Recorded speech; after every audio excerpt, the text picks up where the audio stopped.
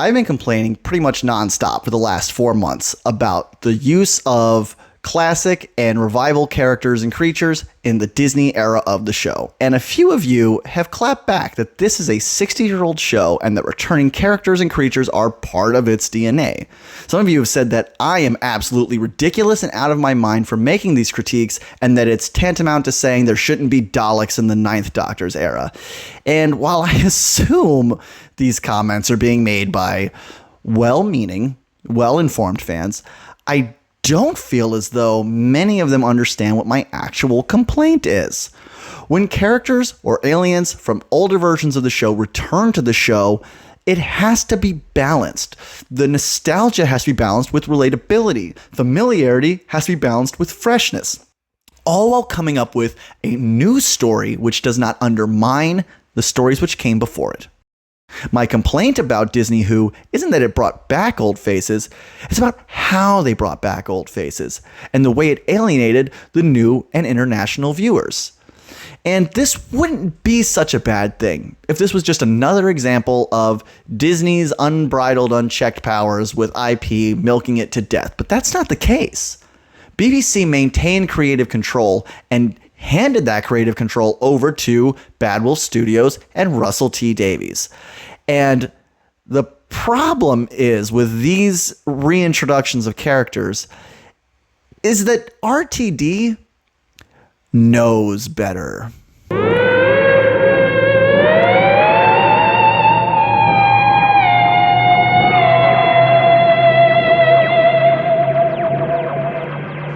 Welcome to the All Trades Jack channel. I am the titular, titillating Jack, and I'm back with another Who-essay from the USA. In this series, I, a big-headed and uninformed American, speak ad nauseum about the British cultural institution that is Doctor Who, all while trying not to become an enemy of the crown.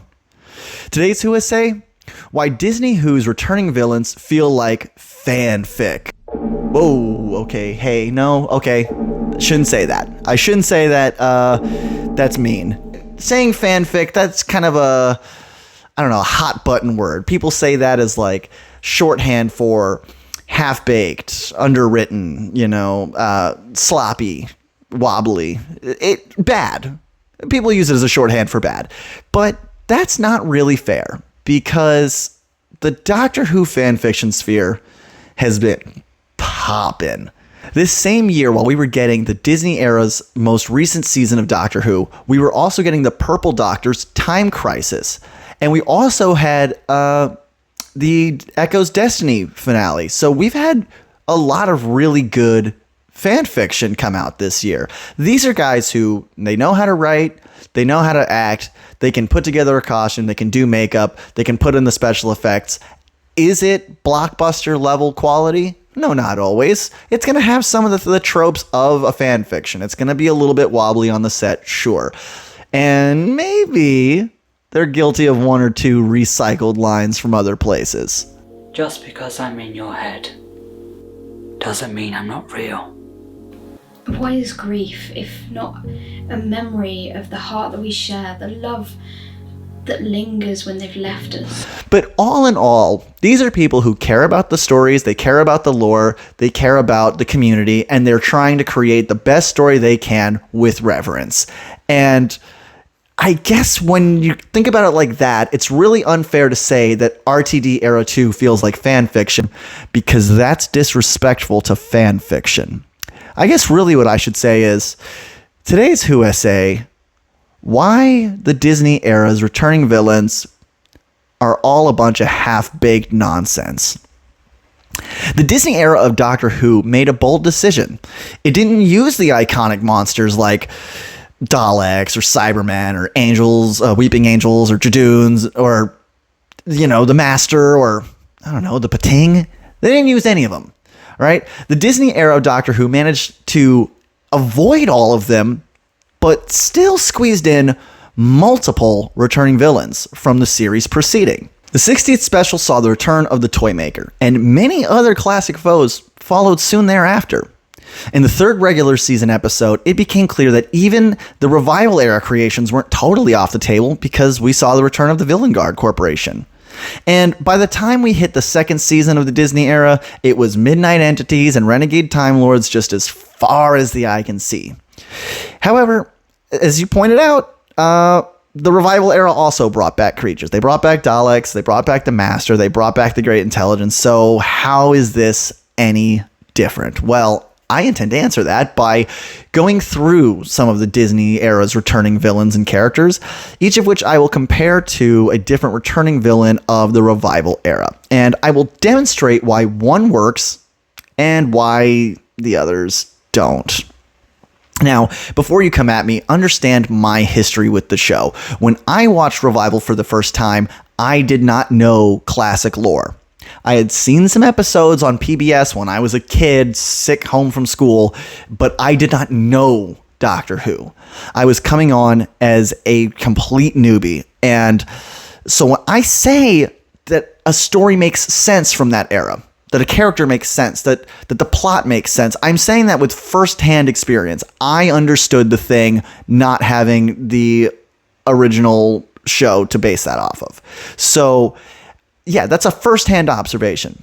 But I can also say secondhand that some of these don't make sense because I have taken dozens of people through the series, like every good fan should be doing every chance they get. Whether it's my family, my friends, my partners, my coworkers, in the military, my squad mates, it doesn't matter. If you get in my sphere for more than a couple of weeks, I'm going to try to make you watch Doctor Who. And if I can, I'll make you watch all of it. And based on the kinds of questions that my friends and family asked me or didn't ask me, I can kind of put together which episodes make sense, which stories make sense, get a kind of general consensus for which of these are working. Now, I have seen a ton of classic Doctor Who since my first watch through, so maybe I'm not the best to say what's working, what's not working in the Disney era, because I know who the Rani is, I know who Omega is, I know who Sutekh is, so a lot of my points are not about me. However, my partner who has been watching the Disney era with me hasn't seen any classic Who. They've seen some of the couple of episodes that I've got on DVD, like Daleks in Color, Genesis of the Daleks, stuff like that, but they don't have Who lore on that level. So based off how they react and how many questions they ask and which questions they ask and how often we had to pause for me to give a history lecture, tells me that these stories don't really work as reintroductory stories for returning creatures. I had somebody say to me in a comment, basically, F the new viewers, they can get lost. And I just don't understand that mindset, Whovians. I don't, because the new viewers are getting lost. You complain about ratings all the time. I see you guys complain about ratings all the time. That's because you tell the new viewers to get lost. You have to get new viewers. It's a generational show. It grows from the bottom up. If you don't constantly have new viewers coming in, the show is going to die. That's all there is to it. And to keep new viewers coming in and to keep them staying for the next show, you got to make them feel welcome. You got to make them feel like they're allowed to watch the show. You got to make them feel like if you're going to call it season 1, then it is actually season 1. Now, in the age of streaming, I understand you do sometimes get shows that are incomplete, that are cut off. I recently tried to show my partner Brooklyn Nine-Nine on Hulu, but Hulu only had from the 3rd season onward. And obviously, they didn't want to watch that. They couldn't get into it because there were too many developed relationships, there were too many inside jokes, that was too well developed already, and we couldn't jump on there. But at least Hulu didn't lie and say, oh, this is season 1. This is season 1, episode 1. Don't worry. You're going to understand everything that's happening here. No, they didn't do that. They just put it in there. It's season 3, episode 1. If you want to watch it, watch it. Sorry, we don't have the rest. It sucks. It sucks that they had to do it that way, but it's honest. Disney didn't do that. BBC didn't do that. They took the most dishonest route possible. They could have called it season 14. They could have called it season 40. They could have called it season 1 and given you the materials needed to watch the old stuff. They could have called it season 1 and not put all the returning crap in there the way they did. They didn't do any of that. Instead, they called it season 1 and they put it on an app by itself. That means, just like with Hartnell and Eccleston, Gatwa needs to be able to stand on his own. You need to be able to start there and watch as if it's a new show. Even though we all know it's not a new show, it needs to function as episode 1. And if you've watched any of my Who essays before, you know that I don't think it functions as episode 1. So let's look at some of these returning characters, specifically the returning characters and creatures, and see for ourselves how they were utilized and why it doesn't work. And along the way, we will compare them to creatures and characters from the revival era to show how you do this right. Because this is the most important thing, is this is RTD2. And he did it right in RTD1. He knows how to do this. So let's look at a few of these. Toymaker makes a triumphant return to Doctor Who after nearly 60 years. But to a new viewer, he's the first big bad. This is the finale episode of the intro series specials, the 3 specials of the show. So it's important that we get to know this bad guy on our own terms. This is the guy who's going to push our hero to his limits. This is the guy who's going to force him to bi-generate. It's important that we learn to fear and respect this guy on our terms. However, we don't get a chance to. The second we see him, he's being introduced through flashbacks to Hartnell, letting us know right away, forcing all of us to contend with the fact that this is a returning villain. What do I mean by that? What do I mean we have to contend with it? Well, to make my point, let me compare him to another bad guy and see how they were introduced, and we can compare. The very first episode of the revival era reintroduced the Autons, and it was clear from that story that the Doctor knew what the Autons were. He had met them before. However, there were no flashbacks to Spearhead from space, no images of John Pertwee, no dialogue from those episodes. No, there was no need for that. That's because the episode was shown through Rose's perspective, and perspective is so important. We're going to talk about it a couple of times here. The aliens were new to her, and that's all that mattered. The Doctor understood them, but that's not because of some TV serial from the 70s. That's because he's an enigmatic spaceman who has all the answers. The idea of a mannequin coming to life and attacking you is very kind of primal and timeless. It works. So we don't need to see previous episodes for this idea to work. The idea stands on its own, and it needs to be allowed to stand on its own. So RTD handled this returning bad guy by not acknowledging it as a return at all. The old fans don't need the wink and the nod that this is a classic baddie. They already know. And the new audience, they wouldn't get the wink and the nod if you had done it. So they just didn't do it. There were a couple of things thrown in for people to find because Whovians are investigators by nature, breaking apart episodes, making connections. If you leave the pieces, we'll put them together. You don't have to construct it in front of us. We will put the pieces together. And those who are casuals or new viewers, those pieces are going to go right over their head and they're not going to miss anything if the story is a complete story all on its own. They could have handled the Toymaker this way, by just not acknowledging him as a return. He was a god after all. The word god is a very good shorthand. It evokes a lot of emotions. And in the prior series, he wasn't a god, but he was a force of nature. So this is an easy adaptation that we don't need to explain a lot. We don't need to go too far into it, and it'll work. We can understand, okay, he's the god of games. He's the god of toys. That's enough to get us into this new character from the perspective of a new viewer.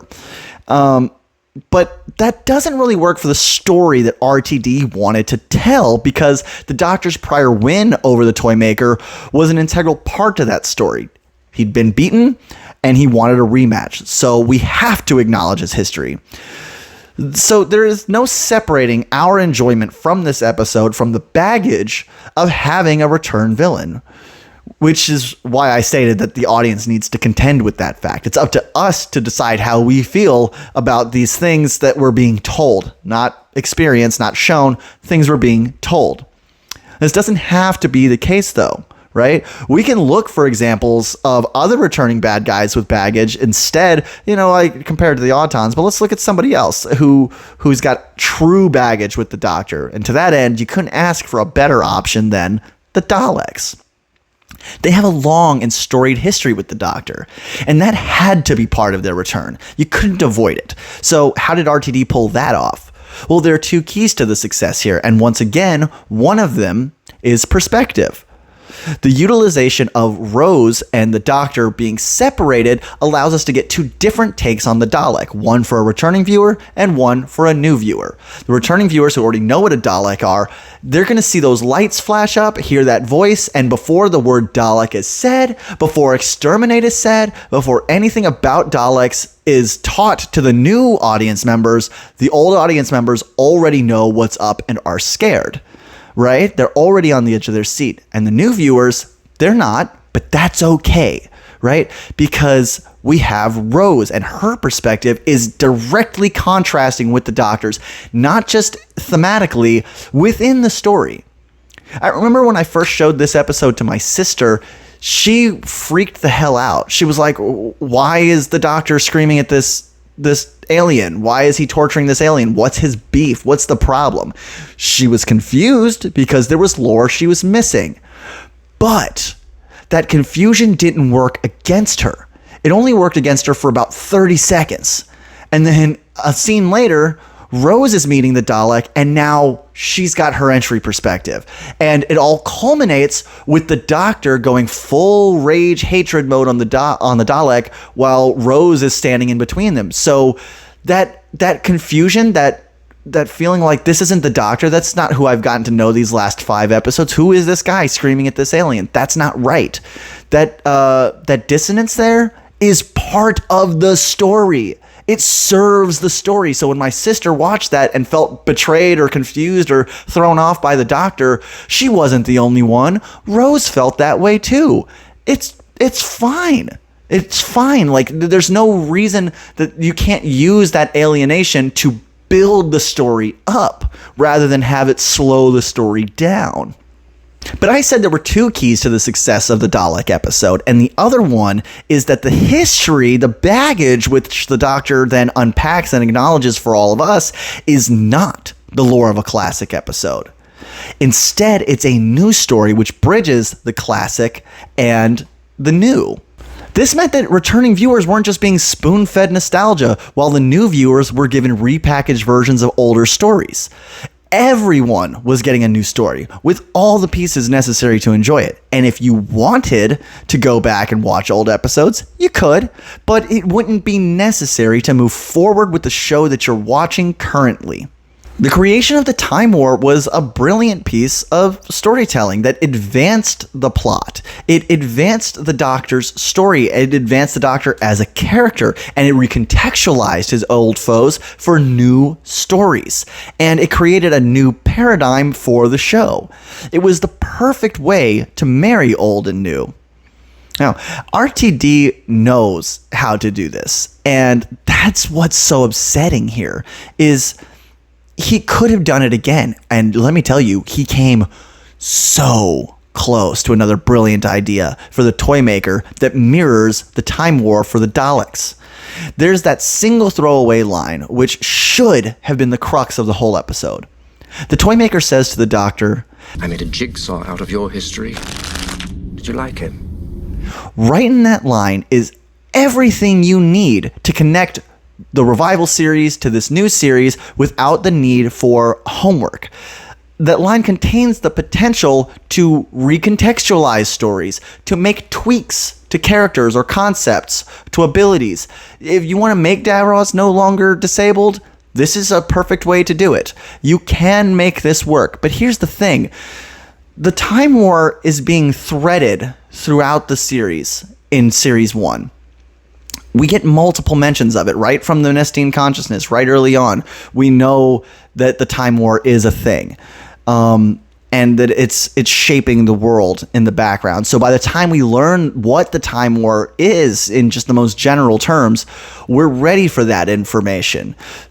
But this line about made a jigsaw of your history, it's not the Time War. It doesn't do the same thing because it is just one line. It's not built up to. It's not developed upon. We don't see directly examples of what has been changed and what hasn't. Instead, it's just an open-ended, ambiguous line so that someone can say, oh, well, why is this that way? Oh, because it's a jigsaw. Oh, why Why is Davros not in his wheelchair? Because of a jigsaw. What's going on with the timeless child? A jigsaw. Just don't. That doesn't help. That's not a concept. That's not an idea. That's a throwaway line meant to paper over just the most thin veneer over massive plot holes. It's not enough. It doesn't do what he thinks it's doing. That line contains the potential to reshape the show. On its own, it's a lazy hand wave, but that idea is one that the whole episode, really the whole Disney era, could have been based around. It could have been a reshaping moment equal to the Time War, where if the Disney era had to go on forever, it would be its own distinct thing. And if it had to end, there would be a reason why. Because the toy maker did this thing, he reshaped reality, the Doctor beats him, then has to fight all of his Legion, and after he beats all of his Legion and wins the reality war, he can reshape reality to the way it's supposed to be. All the pieces were there. The whole story was there. They could have done it. They just didn't. They didn't expand upon this idea. They just left it as a single line for us to treat like a wizard in Xena. Like there's no substance here. It's just a throwaway line. So what do we get instead? What do we get instead of a well-constructed background for these guys? Instead, we get regurgitated classic lore, tacked on with a bunch of flashbacks, tacked on with regurgitated revival lore, followed by a game of catch? That's a shame. Really, it is. But let's look at another example, because RTD brought back some of his own era's baddies as well. So let's talk about the one that almost worked before we then switch and talk about the one that failed super hard. So first, the Villain Guard Corporation. They were a villain in name only in the revival era. We know it's a weapons manufacturer. We know that the Doctor defeated them off camera at some point. We know that they're nebulous, but we don't know anything about them. This makes Boom a pretty worthwhile idea as an episode because it gives us a chance to see the way the Villain Guard Corporation actually operates. What is their SOP? How do they behave? What are the people who are getting caught up in their wars? How are their lives shaped by the evil decisions of this corporation? And that's something that the episode does do pretty well. Like, we do get that. The failing of this return really isn't to do with any unnecessary amount of navel gazing or nostalgia baiting. It's really just that it wasn't very interesting. The development didn't really go anywhere. The Villain Guard Corporation, yeah, they came back in Boom and then again in Joy to the World, but neither of these episodes have a villain from the Villain Guard Corporation. We only ever see their tech or the people caught up in their shenanigans. Because we don't see the direct conflict, it fails to evolve beyond that background bad guy status that it had in the revival era.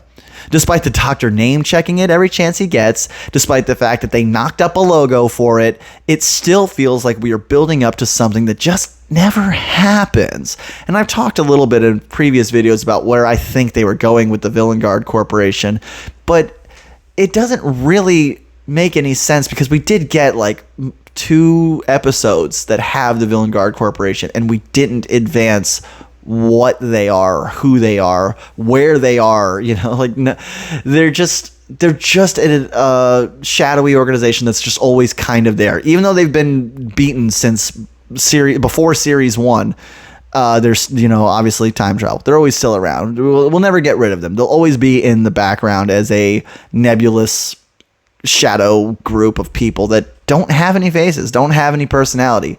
It's just a name.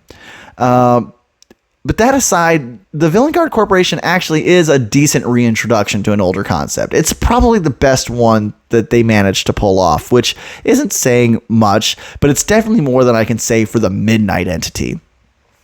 In The Well, they reintroduced the Midnight Entity, and if the Midnight Entity was originally scary because we didn't know what it was, whew, man, first-time viewers of the Disney era must be terrified because there was some stuff in here that they didn't know what it was. Who is this lady? Really, who is she? Ooh, an out-of-context face. Isn't that scary? I mean, It's just another example of using flashbacks, using stock footage to build tension mid-reveal. And again, that doesn't work. It really doesn't. Returning viewers understood the wink and the nod. We got it. You said extonic radiation. Right then, I got it. I knew where we were the second you said it. But in case somebody else wasn't quite so quick on the pickup, I'm sure they got it when you said the planet was covered in huge carbon structures. I'm sure they figured it out then. If they didn't figure it out then, they definitely figured it out when you said the planet was called Midnight. So was it necessary to show a Sky Silvestri? Was it necessary to get the 5th close-up shot of Shooty crying this season? Was any of that necessary? I don't think it was. I really don't. I don't think it actually serves the story at all to show a Sky Silvestri. Because if you knew this episode, you already knew. If you knew the Midnight episode, you already knew where we were. And if you didn't know the Midnight episode, showing Sky Silvestri, that's not going to help you. You don't know who she is. So I don't know. There's a way to do this though, because the Midnight entity changed a lot between series, which I know is what some people think I'm upset about. Oh, they changed the Midnight entity. They changed Omega. They changed Sutekh. I don't care about that. They should. Honestly, they should. Hot take maybe, but I don't care how they changed Sutekh. I don't care how they changed Omega. I really don't. I don't care how they changed the Midnight entity, because guess what? In all those cases, there are thousands to millions of years of development. Omega has been in non-existence since before the Time Lords were Time Lords. So if he has changed a little bit, that is fair. I mean, we already saw that in the time when the third Doctor met him, his physical body had already started to disappear, and his mind, his internal self, had already started turning into some weird fishy swamp monster thing. So he changed over time. That's fine. Sutekh, if he's hanging on in the time vortex for thousands of years, seemingly, hey, look, it just took one pregnancy in the TARDIS to create a new Time Lord in River Song. So, well, that and a little bit of help from the Kavarian sect, but not the point. The point is that hanging out in the time vortex for too long will do things to you. So if it turns you from a humanoid into a big dog bat, like, who am I to say that that's not how it works? That's fine. And I don't care that the Midnight entity changed. It lives on a radioactive planet for millions and millions and millions of years. It's gonna evolve. It's gonna evolve. Who cares that it changed? That's not what I'm upset about. I'm really not. I just don't like the way that they reintroduced it with this big flashbacky thing that made the fact that it was a sequel the point of the episode. Because once they did that, I was waiting for some resolution to the Midnight episode we never got. So let's compare this to an RTD1 episode. And let's compare it to another downgraded creature from the classic era that I know some people took issue with, the Macra. The Macra got massively downgraded for their return in Gridlock, but realistically speaking, this makes sense that they would devolve over time, and it's kind of fine because just like with the Well and the Midnight entity, you're creating new stories. This is a new kind of creature with an old background, and if you want to tell stories from the future, from this point on, you can. You know, with the Well, you had the Midnight entity got away. With New Earth, Gridlock, you have the Macra are still on New Earth. We didn't get rid of them. We just freed the people. And if you want to tell a prequel story, there's a whole big swash of time between how did the Macra get on New Earth? How'd they get there? How'd they change? We could see it. You know, how did the Midnight entity change? You know, let's see that conflict that changed the surface of the planet. That'd be great. We've created opportunities to tell stories. I'm not chuffed about that. I think that's really cool. My issue is the way that they were introduced, again, because we're being shown that the Midnight entity is scary by making the Doctor cry, and by showing a different version of the Doctor cry, and by showing a scary lady we never met. Doesn't do anything for you. If you don't know who she is or what the Midnight entity is, that doesn't do anything for you. It's just cheap shorthand. But the Macra, we learned about the Macra from the Doctor, sure, doing a mumbo jumbo line, but we understand who they are before we get there because we get them from Martha's perspective. Again, perspective is so important.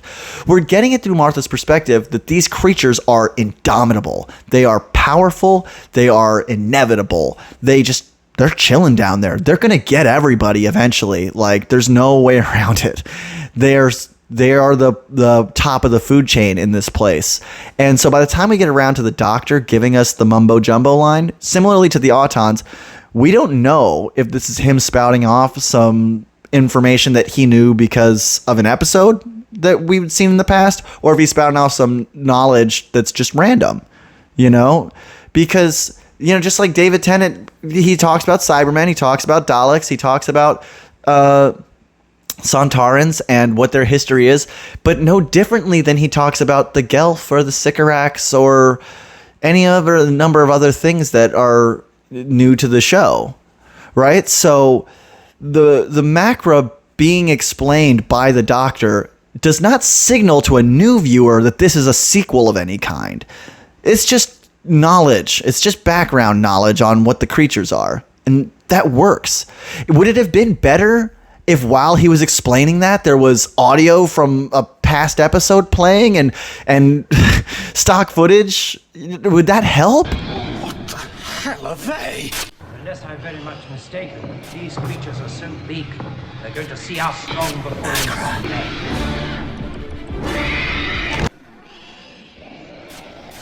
So if the Villengard Corporation fails for not spotlighting it enough, the Midnight Entity actually fails for the exact opposite reason. They spotlight it way too much. They could have taken a back seat where we as the audience know that it's a sequel, but that's not being acknowledged in the episode. Because again, Whovians and Doctor Who fans in general are investigative. We like to put things together. We like to make theories. We like to come up with our own conclusions. And if you put in enough very obvious information like extonic radiation and carbon structures and the planet's called Midnight, we don't need you to do anything else. We can do it from there. Let the homework move forward for the people who already know the show. Don't make the homework go backwards for the people who don't know the show. That's untenable. You're never going to keep those fans if that's how you treat them. I mentioned Sutekh. He's another one who changed forms between series.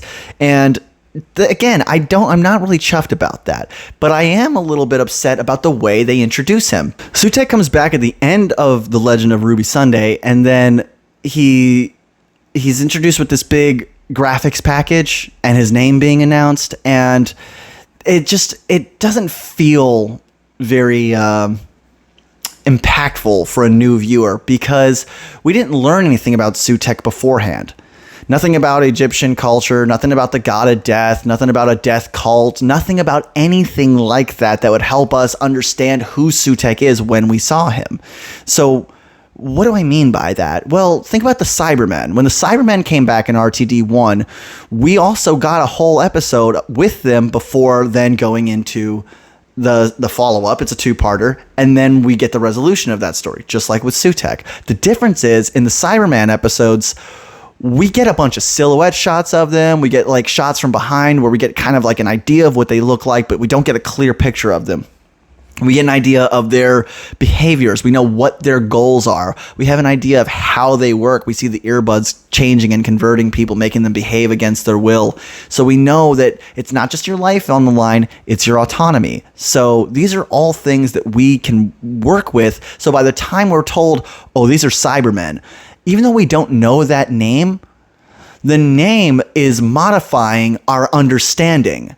And now the name has meaning because we already had an understanding that now has a name that goes with it. What are they? Cybermen. You belong to us. Something again. You shall be What do you mean? I've seen it before. Emotion, love, pride, hate, fear. With Sutekh, we didn't have an understanding. We didn't have a framework. We just had a name. And a name is not enough.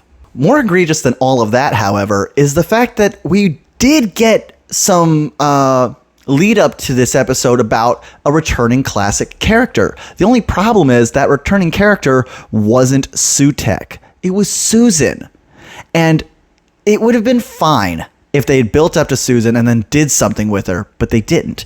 And it would have been fine if Susan was a red herring, but there was a reason for talking about Susan, but there wasn't.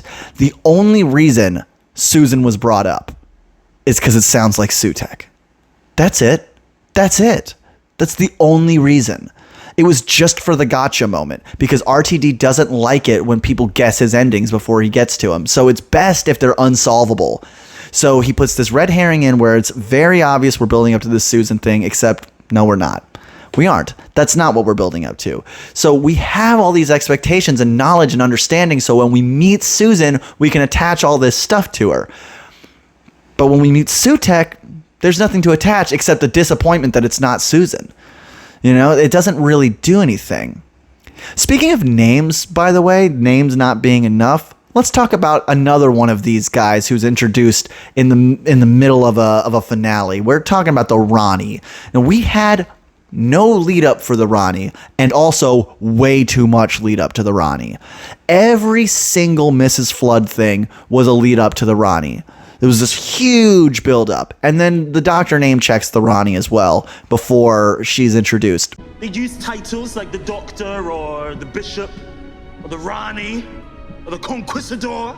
But this is not the same thing as what the Cybermen were doing, because there's nothing connecting that name to anything. If the Master had shown up or the Conquistador had shown up, those are names that mean something, and we can extrapolate something from them. But the Rani, it's just a name. And worse off, it's a name that's brought up in a post-credit scene. It's not even given time in an episode to be developed. And it's not like anyone in that post-credit scene is in the next episode. It's just a bunch of random side characters. And all the people who are in the next episode, they've already left the planet. So the Rani's reveal then, it doesn't do anything in the story. All it does is let us know the Rani is here. But we don't know who that is. Again, I know most of us do. But the person who was sitting on the couch next to me didn't. And it was very confusing and I think kind of funny. Like, not like funny, haha, like mirthful funny. Like, what is this? You know, like, it didn't really work. And what's worse is that they tried to have that moment again, like 2 more times, where they're like, I am the Rani, I am the Rani, we are the Rani. Who cares? We already knew you were the Rani. And the person you're talking to, guess what? They don't know who you are either. Because the Doctor doesn't have his memories. So first you told a bunch of people watching the show, I'm the Rani, and we didn't know who you were. And then you told somebody in the show, I'm the Rani, and he didn't know who you were. And then you tell a whole room full of people, she's the Rani. And then they're all like, we don't know who that is. And then Mel's like, oh, I do. Let me exposition dump. I haven't done anything since I've come back. You know, so this doesn't really do anything. It doesn't work at all. And you might say that it's just impossible. This is an impossible task. How do you bring back a Time Lord and introduce them to a new group of viewers when you have to introduce them at the end of one episode and then jump them into a 2-part finale? That seems like a really hard thing to pull off, except that RTD already did it. The Master is introduced in Utopia. At the very last second, his name is dropped, he regenerates, we know he's a Time Lord, and then it's a cliffhanger ending. So it's not too dissimilar from the way Rani was brought in. Of course, it's not a post-credit scene, it's a part of the episode because, you know, it's not Marvel. But there's an understanding when we go into the next episode that, okay, we're going to be dealing with the Master this episode. But just like with the Rani, we don't know who that is if we're first-time viewers. Or do we? We got the time to see Yana. And though Yana is not the Master, he's got all of the basic parts of the Master in him. Just like the John Smith guy has a lot of Doctor in him, even though he's not the Doctor, he's got a lot of the quintessential elements baked into him. And beyond that, we have 2 other factors helping to inform us who the Master is. One of them is who he is within the story, and that is the Yana message. You are not alone. That he is the other Time Lord. That there's not just one Time Lord. He's not the last of the Time Lords, the Doctor. There's another one, and this guy can be a rival. But we also have the Saxon background stuff going on.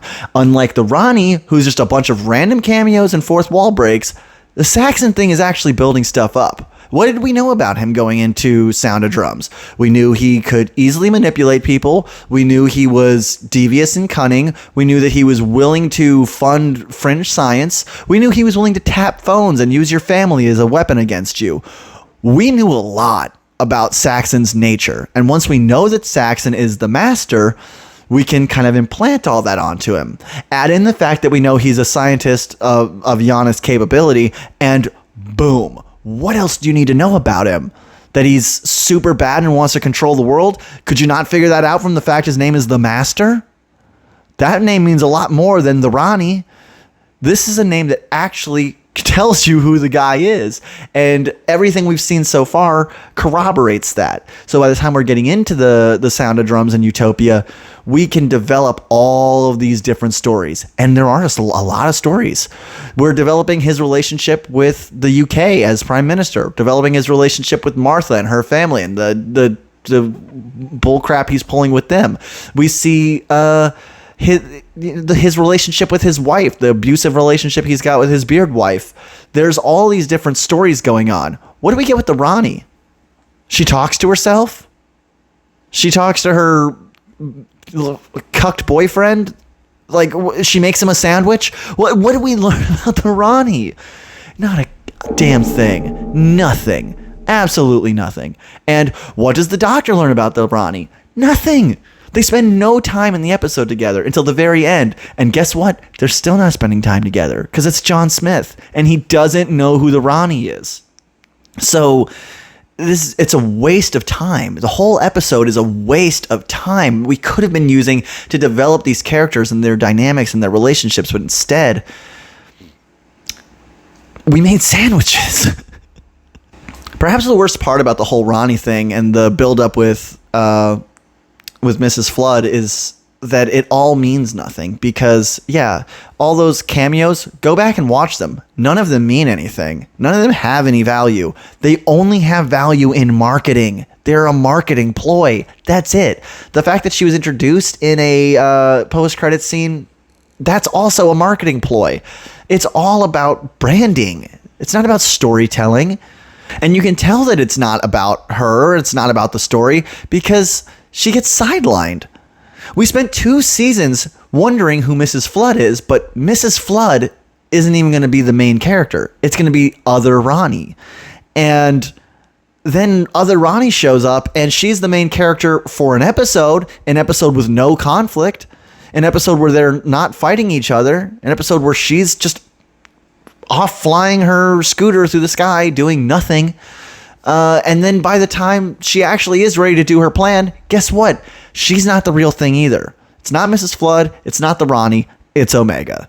So I guess we should probably talk about Omega because, again, I don't really care about the fact that he changed. But once more, we have... he's being introduced at the end of an episode. He's got audio from a previous episode playing over top of him. He's got a logo on screen as Conrad's talking about him. There's like a match cut scene where the Ronnie's talking about Omega and Conrad's talking about Omega, and you hear Omega's voice all at the same time. As somebody who wanted to see Omega come back, if you would just put some Omega symbols in the buildings, I would have known. I would have got it. I would have been hyped. We all would have been. We all would have known. We would have gotten it. You didn't have to do that much. We who want Omega have been looking for Omega for years. He is the one who was lost, and we've been looking for him. I've had so many theories over the years about when Omega's coming back. Kind of embarrassing, some of the ones I thought, but yeah, I thought the Great Intelligence was going to be Omega, but oh well. I thought House from the Doctor's wife was going to be Omega. We're looking for Omega. If you put anything in there, we would have found him. We would have known it was him.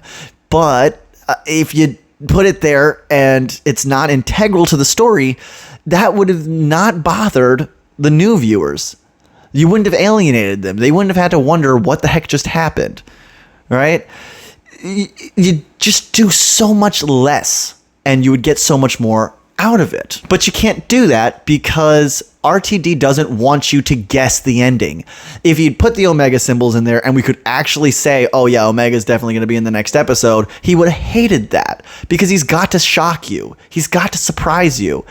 If you had guessed that it was the Rani, well, you didn't guess that it was the Rani and she was bi-generating, so F you. You didn't get his thing. And now that there is the Rani, yeah, well, haha, got you again. It's actually Omega. It's so cheap.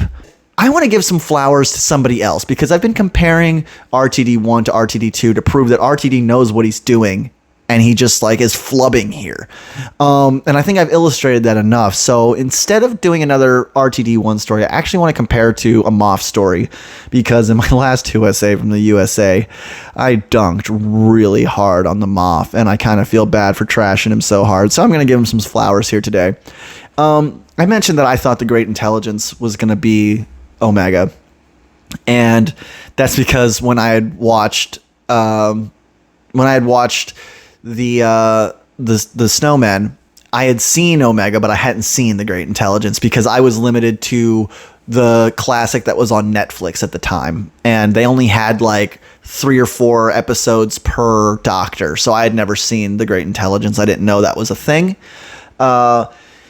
But I wanted to find Omega, so I'd been looking for him, so I thought it was him. But I didn't know the Great Intelligence was a returning villain. And you know why I didn't know?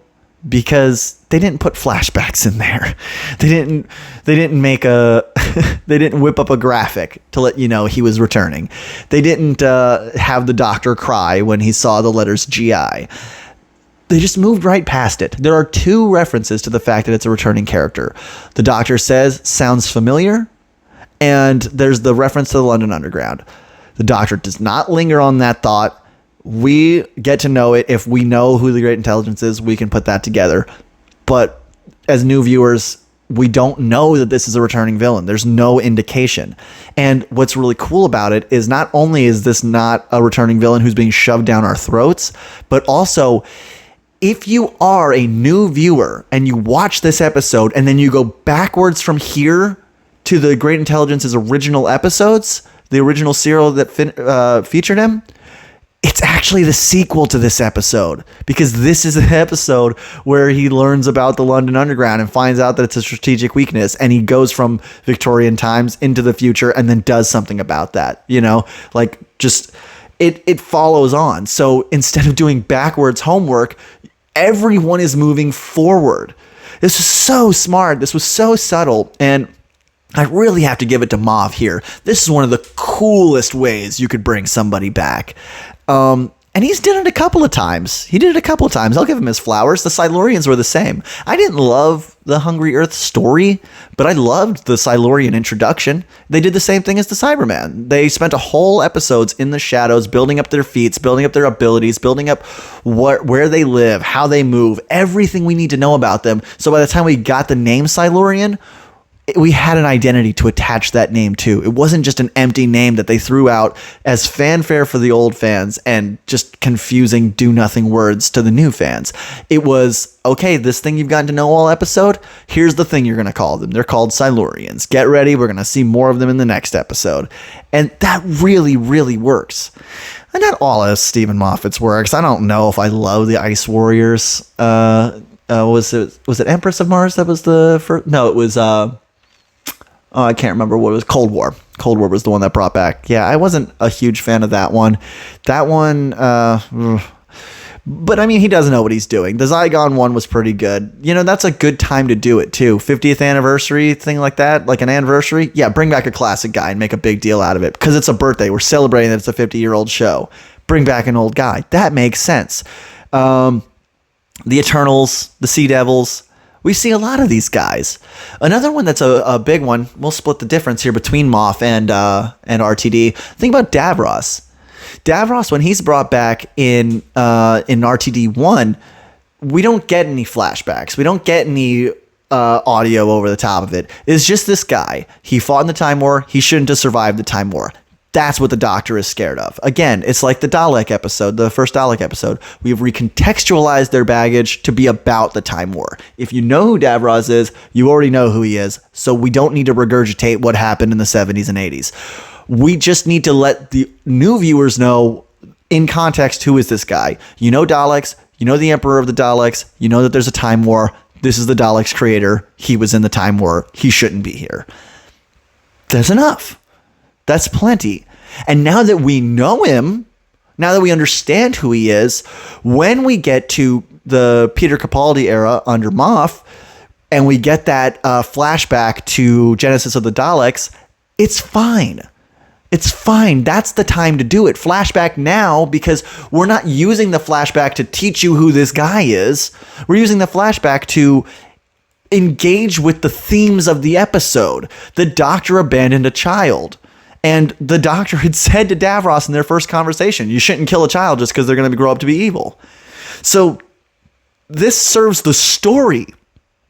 It's not a marketing decision. It's a storytelling decision. And that's brilliant. And that's the real problem with all of these Disney guys is none of these are story elements. They're just random crap. They're just random crap stacked on random crap. And I'm going to finish this up with my ultimate example of just how different these two eras are. And we're going to abandon organizations and aliens for a little while, and we're going to get human with it. Because now is the time for us to talk about Sarah Jane Smith. In School Reunion, Sarah Jane comes back, and as a first-time viewer of the show, I didn't know who Sarah Jane was, but I got it pretty quickly. She knew a guy named John Smith, and he called himself John Smith, not actually his name. She knew a guy who called himself John Smith, and here's the Doctor calling himself John Smith and not the Doctor, and he is giddy. He's giddy to be talking to this woman. Who is she? I didn't know yet. But by the time she is seeing the TARDIS and calling the Doctor by name, it's very clear who she is.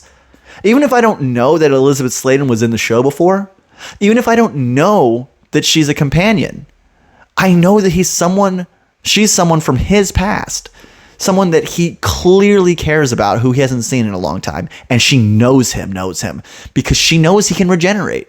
We know that right away because she doesn't know David Tennant, but she knows the Doctor. She doesn't know David Tennant, but she knows the TARDIS. This is someone who understands him on a functional level, understands who he is truly. And that's got to be a little difficult for Rose to deal with, right? She struggles with that.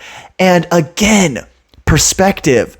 We as the audience who don't know Sarah Jane feel left out in this moment. We may feel left out and like, hey, why you're telling this story that I don't know. You're talking about this character and all these good times you had that I wasn't there for. But you have Rose there who's feeling the same way. So again, the dissonance you're feeling isn't just happening in the world you live in. It's not just dissonance of you sitting on the couch going, what am I watching? It's dissonance that connects your emotions to the emotions of the characters.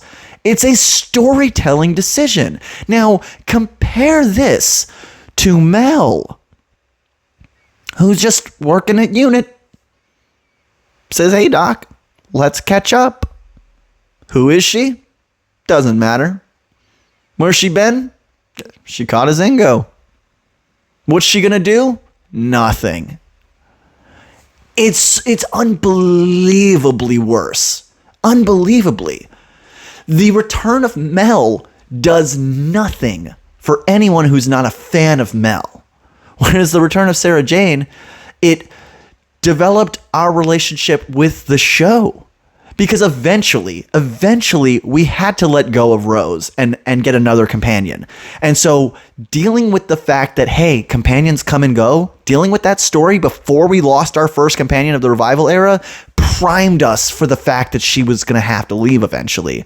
That was an excellent decision on the show writer's part. Like that's so smart to do that. And we could have done something similar with Mel or something in the same vein, or, just something. But they just waste her. She just sits around as a little nostalgia trophy. It's absolutely egregious what they've done to her character. And what's so sad is, like, if they had done it to Elizabeth Sladen, that would have sucked. But at least she got a good run. Mel's run wasn't great. If you love Mel, I'm not coming at you, and I'm not coming at her. I think she's a great actress. I think she's a great companion. The episodes that she was in were not great. That was not a great time for the show, at least from what I've seen. Again, I haven't seen all of Classic. Put it all on one streaming service and I'll watch the whole thing from beginning to end. But in the meantime, I haven't seen all of it. But I know enough to know that Mel's not loved. She needed some love. And you brought her back just a sideliner. Really disappointed in that decision, especially when I look at RTD and what he did with Elizabeth Sladen. And I know he's better. I know he is. And he's choosing not to be. I don't know what happened between RTD1 and RTD2, but it's baffling how different they are in their execution. And different's fine. Like I said, change things, evolve, adapt. But he's not evolving. He's regressing. He's becoming a fan again. The ideas that he's coming up with, the regurgitated lore, the half-baked stories. I could name 10 fan fictions who are doing it better. And you know what? I think I will. Sometime in the near future, I want to do my 10 best WhoTubers video. And in that, I'm going to be putting all of the WhoTubers that I watch. It's going to be a short form video. Probably not a WhoSA from the USA. It'll be a smaller, shorter form video. Not like a short, but these are usually like anywhere from like 40 minutes to an hour. And this will probably be more like a 15, 20 minute video. But I want to show some love to some other Whovians and WhoTubers, and especially people who are creating stuff. People who are making things for the fandom. Things like, I already talked about a couple of them, but I've mentioned TT Productions on the show a couple of times. They've got some audio dramas that are really just fabulous. Just absolutely fabulous. And there's a few others. I won't name drop them all here. We'll talk about it in the future. But yeah, it's sad how RTD went from being this fan who got a chance to write some books for Doctor Who, and then write some magazines, and then write some episodes, and run the show, and now he's back to writing again. It's not fair to call it fan fiction. It's just not fair to the fan fiction writers out there, but that's the energy he's coming at the show with these days, and it's just so sad to see. But I am very happy to see all of you here. I had some really, really great chats with you all on the last couple of videos. You've really been turning up and showing up in the chat, and I really appreciate that, because that's, like I said in a previous video, that's what I'm here for. I'm a small channel. I'm not trying to make money off of this. I'm not trying to monetize. I'm not trying to start a Patreon. I'm not going to put your name at the end of my video. I don't do stuff like that. And this is my pledge. I've made it before. I'll make it again for you all here who are seeing this for the first time. I won't ever do that. No matter how many followers I get, no matter how many likes I get, it doesn't matter. I'm not doing that. I'm here to talk to you. That's the connection I want to have. I don't want to have this weird parasocial thing where I say at Squibble Bob's Cheese Bottoms at the end of my video just because you gave me $2. Screw that, man. I hate that crap so much. I'd rather say, hey, I've been enjoying talking to you guys. And I'd like to shout out some actual comments and call people out by name for their contributions. I don't know what the etiquette is like on that. I mean, I personally like it if my comments get shouted out. Let me know what you guys think about that, getting you all a little bit more involved in the video making process, because I'd like to do that. But, respect, consent, all that stuff. But anyway, we'll be back 2 weeks from now. Again, if you weren't here for the last week's video, we are going to a bi-weekly model, just so I can help keep my schedule because I was falling behind. And you guys deserve regular videos. If they're not coming every week, they should come regularly. So we're doing bi-weekly now. And next, I think next episode is going to be the watch list episode. So look forward to that. I'm going to be talking about my various different watch lists. I have a watch list for New to Who. I have my Power Watch list. And then I have my Disney Who catch-up watch list. Like, if you're gonna get into Disney Who but you've been off the show for a while, I've got a list of episodes that you can watch. We're gonna talk about all that stuff next time around. I think that's the one we're gonna do next. I have 2 scripts already written. I haven't recorded either of them yet, so I guess we'll just see which one I'm feeling more like doing, but I'm pretty sure that's the one that's coming next, just because there have been a couple of people who've talked to me and asked me about it personally in my real life, saying, hey, I'm trying to catch back up with the show. Where should I start? What should I watch? So I'm doing this as a personal favor to a couple of friends of mine, and I'm glad to share it with you all. But yeah, lots of content coming on down the line. I would love to hear more from you guys. We've taken our turns these last couple weeks. I roasted Chibnall about the Timeless Child, and then I roasted Moff about not being able to kill people. And today I'm roasting RTD for his inability to reintroduce characters as well as he used to. So now that I'm done picking on all of the showrunners one by one, it's time to do a little bit more for the community. So we'll be talking about, like I said, my watch lists. We're going to be talking about the other WhoTubers out there, the different fan content, fan fiction, all that kind of stuff. That's what we're going to be talking about in the near future. And now I'm going to take a break from the dogging, because I don't like to be a negative Nelly. I really don't. And I have to save some of that energy because I have a River Song video coming up, and I hate River Song. But we'll talk about that later. So anyway, I'm glad to see you all. Put a comment down below. I check all of the comments. I respond to everybody.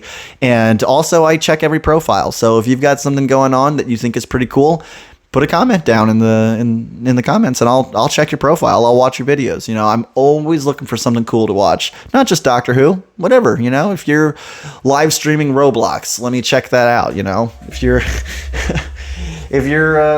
whatever you're doing, guy, just whatever you're doing, I'm down for it.